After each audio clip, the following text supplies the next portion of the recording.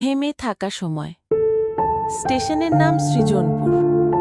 সরল রেখায় rail line, সহজ একটা স্টেশন, যতটা সহজ হতে পারে। কে কবে কেন এই স্টেশন বানিয়েছিল তার হদিস জানি না। বিস্তীর্ণ এলাকা জুড়ে খালি মাঠ। রেল লাইন যেমন এসেছে তেমন আবার চলেও যাচ্ছে। মধ্যিখানে আমার এই স্টেশন।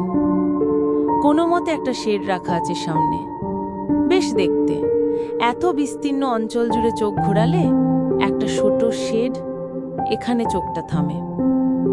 লাইনটা চলে গেল, ট্রেনটাও থেমে রইল না। সময় কিন্তু থেমে রইল এখানে।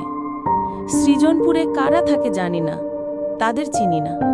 মাঠ, পর্যায়ের পর পর্যায়ে মাঠ, উঁচু নিচু ঢেউ খেলানো মাঠ, মাঝে একটা খেজুর, যেন কার একটা লেজুর।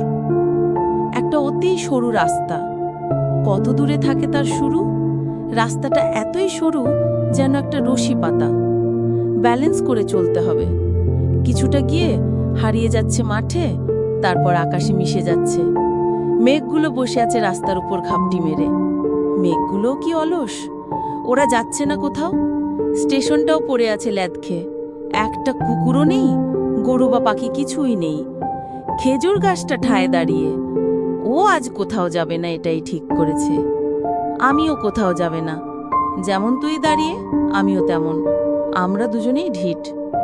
এখানে চলতে নেই, এখানে নেমে গেলে থেমে যেতে হয়। হঠাৎ মনে হলো আমিও এক পা নড়িনি। জমে গেছে পা, থেমে গেছে মন। একটা বেঞ্চ চোখে পড়ল, এতক্ষণ কোথায় ছিল ওটা? এখানে বসেই বা কি হবে? ওতে কে বসে? শেডের বাইরে অকারণ একটা বেঞ্চ, ওটাও স্থবির। লাইনটা সোজা তাকিয়ে আছে আমার দিকে। একটা ছবি তুললে কেমন হয়? এক মাঠ শূন্যতায় একটা রেল লাইন এসেছিল, একটা শেড রেখে চলে গেছে। মাথার উপর এক ঝুলে থাকা আকাশ, ওটাও রয়ে গেছে। এটা একটা থেমে থাকা সময়। এটা সৃজনপুর, সময় যেখানে থমকে গেছে।